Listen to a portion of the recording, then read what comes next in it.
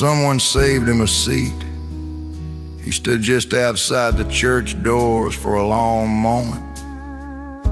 Not because they were locked, but because he wasn't sure he belonged inside. His jeans were faded, his jacket worn.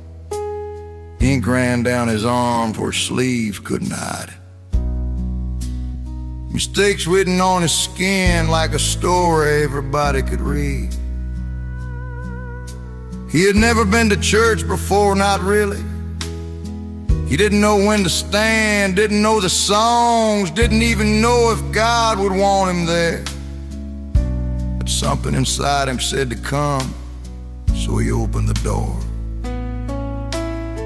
The room was already full, people talking, smiling, shaking hands. He stepped inside and felt every eye without anyone really looking at him.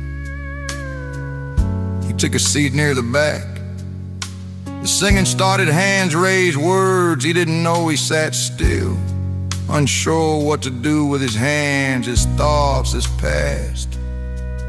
No one came over, no handshake, no glad you're here, no welcome.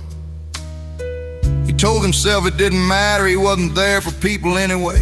Still, it hurt.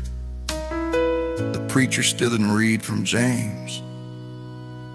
My brethren, have not the faith of our Lord Jesus Christ, the Lord of glory, with respect to persons.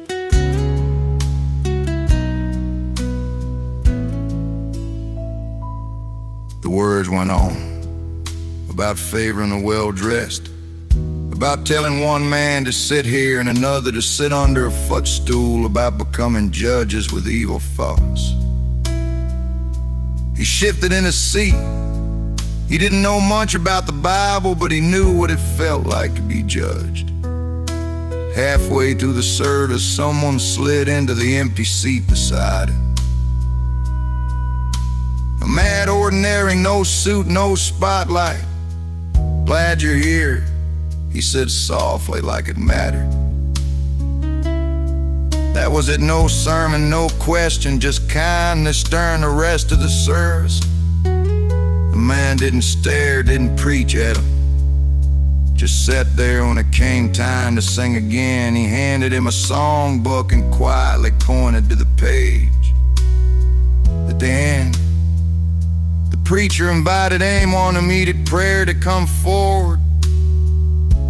The room stayed still. The man felt his heart pounding. He didn't understand everything, but he knew something was happening inside him, something pulling. He looked around, still no one else moved. Then the man beside him stood up. Not rushed, not dramatic. I'll walk with you if you want, he said quietly. They walked together to the altar side by side, no distance, no shame. As they knelt, tears at the floor before words ever came. He didn't know how to pray, so he whispered, God, I don't know how to fix myself. A hand rested on his shoulder. You don't have to, a voice said softly. When he finally lifted his head, the altar felt different. Quieter, he looked beside him. The man was gone. No footsteps, no empty seat behind him. No explanation for a moment, confusion washed over him. Had he imagined it?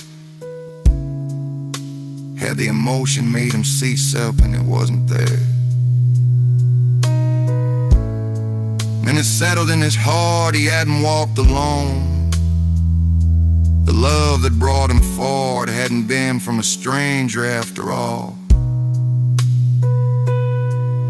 It was Christ meeting him where he was, walking with him where no one else was. I will never leave thee, nor forsake thee.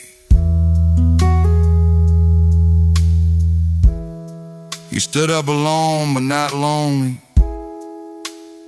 because sometimes Jesus doesn't come with a spotlight. Sometimes he comes in a form of kindness. Sometimes he looks like someone willing to sit beside you.